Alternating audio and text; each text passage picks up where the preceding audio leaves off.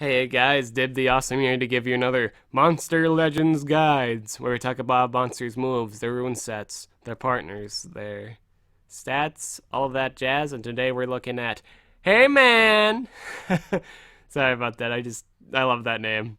Uh, this is a really awesome name, HayMan. When I get my HayMan, I'm just gonna literally name him HayMan. Just literally just like as he was saying hi or something like that. Uh, this is a really awesome design. I actually this was when this monster was first viewed and stuff like that. I was really happy for this monster. This monster design is really good. Um, Now, okay, I'm gonna just say this up right at the bat. I've actually done this guy's video quite a few times. This is the one that gets posted, obviously, but I have worked on this guy's guide video for a while now. It took me a day or two just to work on it.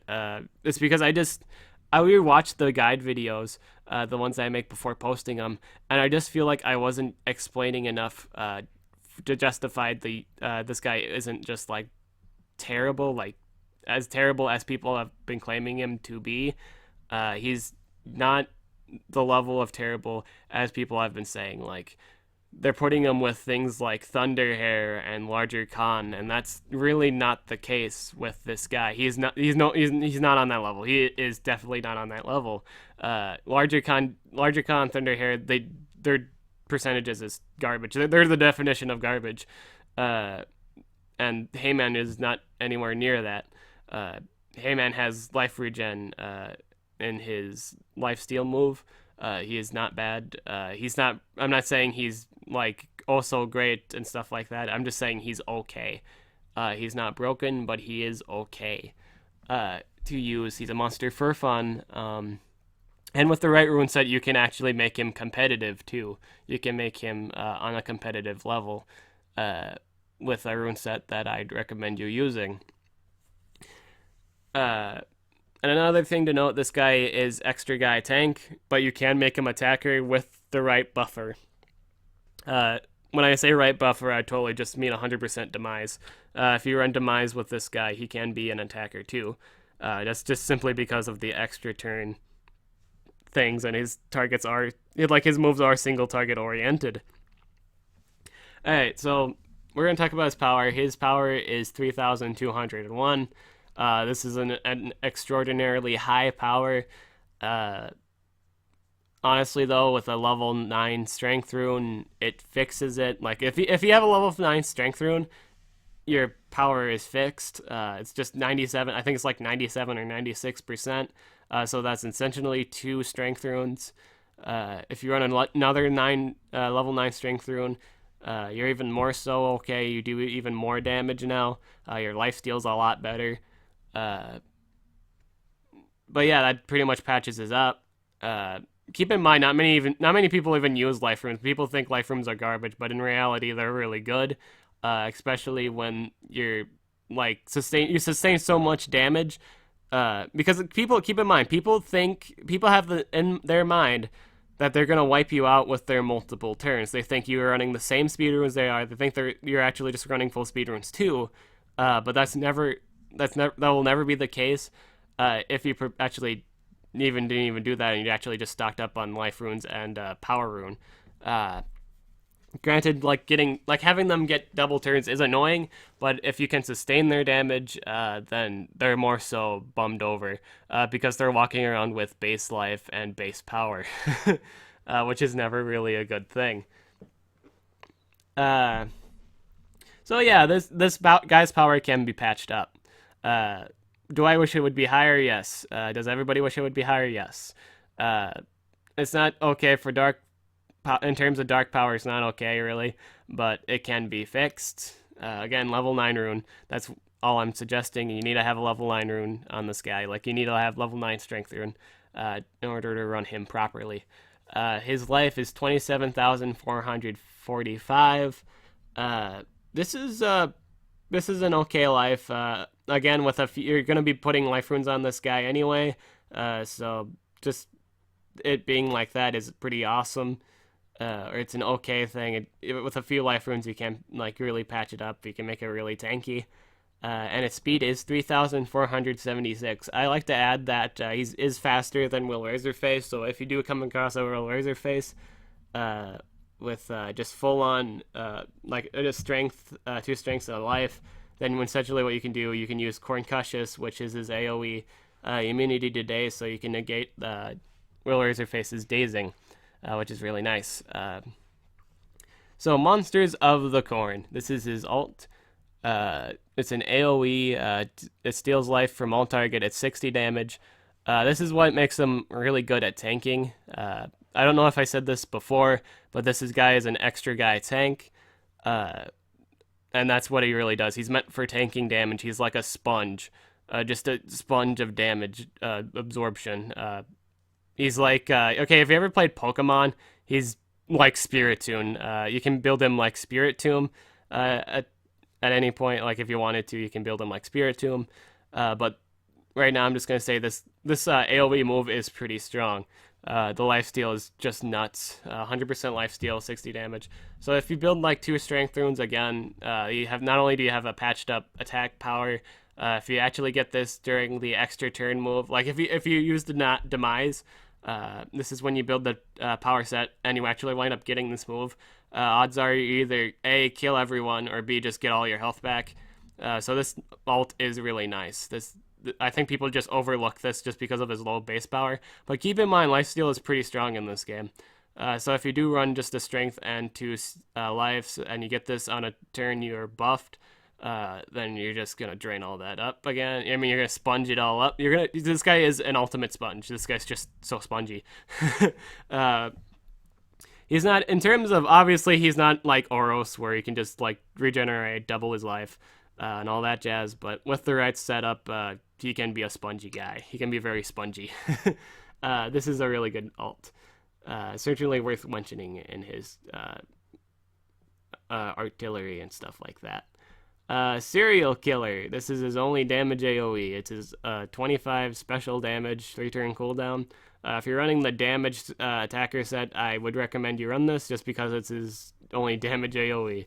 That's the only reason why I even recommend it. Cornsciousness gives immunity to daze to all allies, requires cooldown.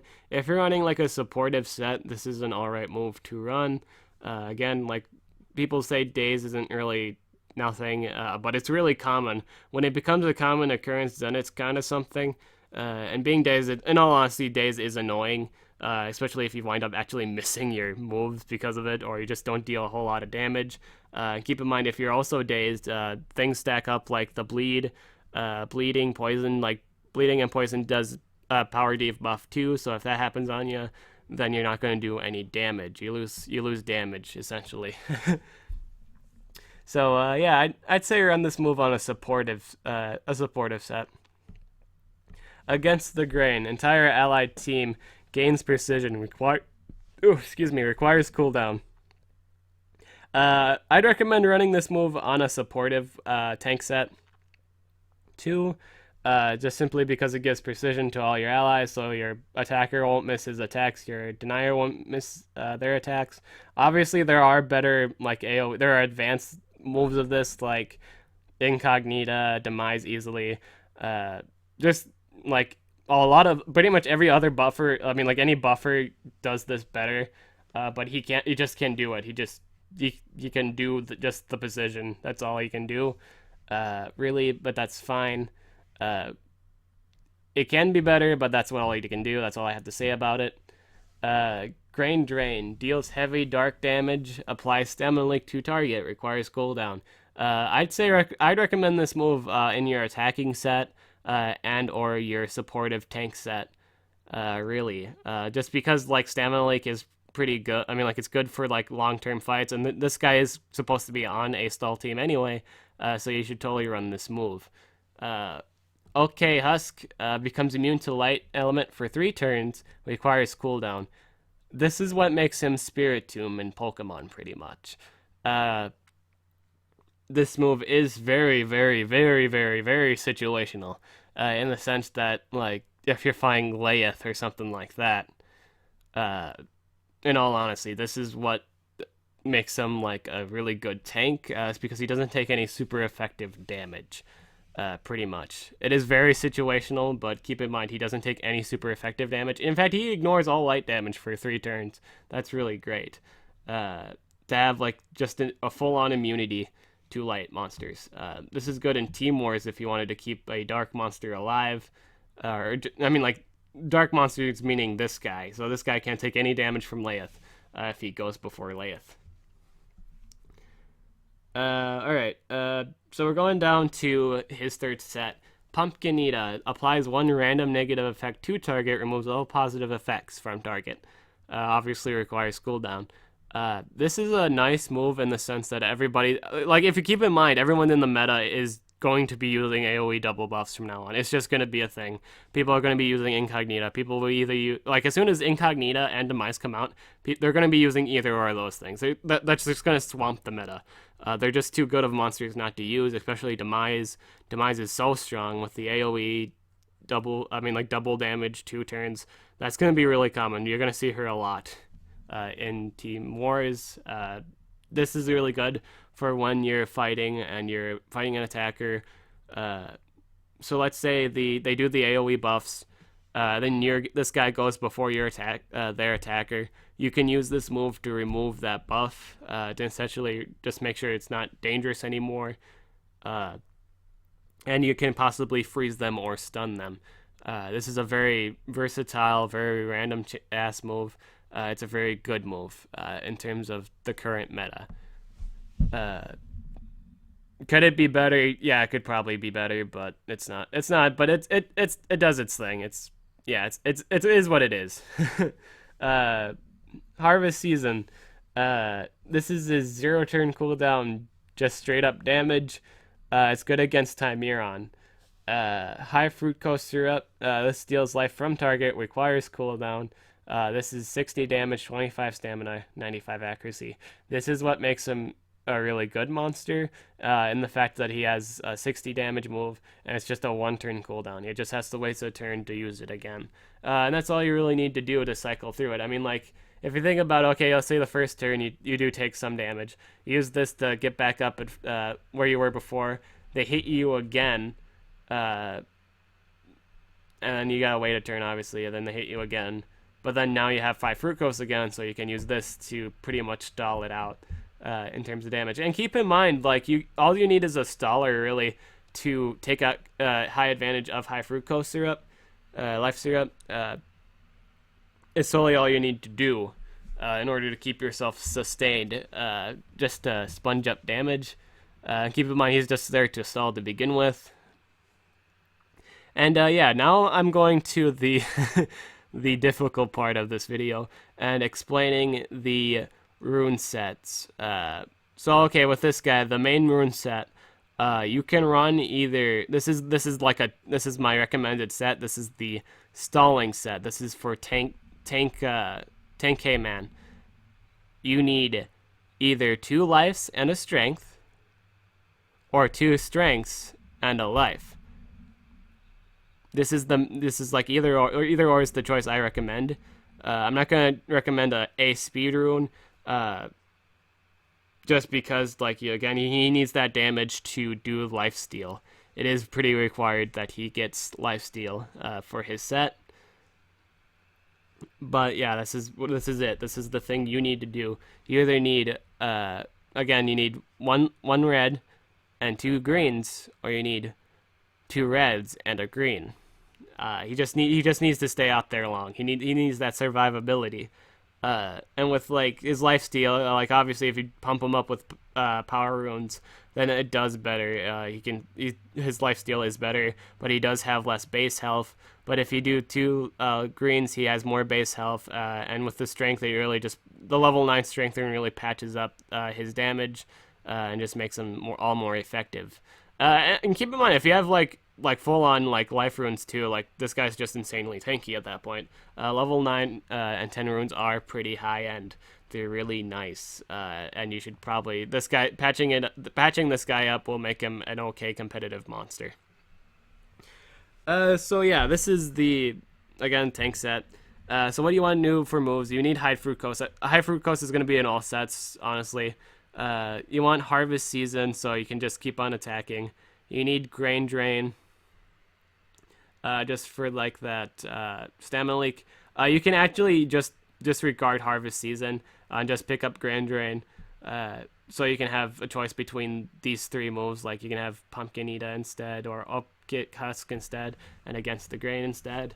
But yeah, this is the tank set. You need high fructose. You need to be able to patch up that damage you take. You need grain. I think you need Grain Drain just for this is for like the stalling set, stalling tank set really. You need high fructose life syrup. You need Grain Drain. You need okay husks. That's so you can like avoid taking super effective damage. If it's just straight up tanky, you need to pick up this move. And you can either choose Pumpkiñata or Against the Grain. Again, any of these three moves works well. Any of them really. For the offensive set, I am going to actually recommend you run all three of the offensive moves and Pumpkiñata just to like avoid like they're a damage dealer doing damage to you. I'm going to recommend that. You can switch that out for Opaque Husk. It is going to cost you more stamina though, keep in mind. But this will protect you from their light attacker. If they have a light attacker, they're totally going to gun for you too. That's the thing with AI. They'll use their best attacks on the monster that they're most effective against. Usually that's why they attack the low level monsters first. So this is a good move to pick up in situations where you're fighting a light attacker like Leith and who is not invested in any speed runes. This is great to pick up. Now we're going to talk about the supportive extra guy set. So what essentially you need with this set is you need 1 speed and 2 lives. That's all you need. In terms of support, or you, like I guess you can switch out the speed for a strength. It's whatever you want, really. But this is more so for the supportive idea. So you're just stalling you're just straight up to stalling. You're not doing any damage. You're just stalling. It's like a speed and 2 lives. This is just the complete stall set. You need high fructose syrup. You need Grain Drain. You need okay husk so you can stay out there longer. Then you need either Against the Grain or Pumpkiñata. If you're going just full on supportive too, I guess you could just pick up Against the Grain and Pumpkiñata. You don't really need okay husk unless you like just straight up attack the light monster. You get rid of that first. But yeah, you would either pick up you'd pick up high fructose, you pick up Grain Drain, and you'd pick either or both of these moves. All right, just ignore that on the bottom here. I can just click that out. I'm sorry this video is taking really long too. I just really want to be very thorough in my guide on this. This is a very nitpicky monster. It's a very monster that gets really nitpicked on. So yeah, that's all really about that set. That's all you need to know about that supportive set. It's more so there to just straight on sponge and support. That's all there really is to it. The attacker build, I don't know if I went over the attacker build, but you want all damage moves. Yeah, I'm pretty sure I went over it. All attacking moves plus okay husk. Honestly, yeah, this Cornsciousness move, you can run it too. Against it's a supportive move. You can pretty much run any of the situations. But you can if you do the full damage moves, you can do like all 3 damage moves plus the AoE. You will need the AoE if you are doing the damage build set, but you also need Demise too to work with this guy. So I might as well just straight up talk about partners now. Again, this guy is usually supposed to go on a stalling team. So when you're running a stall set, you're usually running this. Again, you're running 2 lives speed. And with monsters you pair it up with you pair it up with Ralbog. Remember when I said Ralbog is the master of damage over time? Pair it up with this guy, then you can just stall. Between like the stamina drain and the damage over time, and his longevity, like this guy's longevity, then you'll be able to dish out your damage over time. You need Demise. If you're running the attacker, HayMan, you need Demise. You definitely need her. That extra turn, the extra turns are just too important to pass up. Caillech would be great with this guy. Caillech works with everybody. Buffers work well with HayMan if you do the attacker set again. Demise is your best friend in terms of that. Cabin Fish would love the guy's just overall bulk or just like damage. I mean, like single target damage. Because he, like the thing, like Cabin Fish is just gonna stall out for a really long time. And then with HayMan, like he can do a single target damage without being like bothered at all, which is really nice. And yeah, that's all there is to HayMan. He is mainly an extra guy, supportive tank. He's very good at sponging damage. People really just don't see this guy as for what he does well in. And that's all there is to it, really. That's just how he is. He can be an attacker for fun. He's just a monster for fun. He's a tank for fun. He's an extra guy for fun.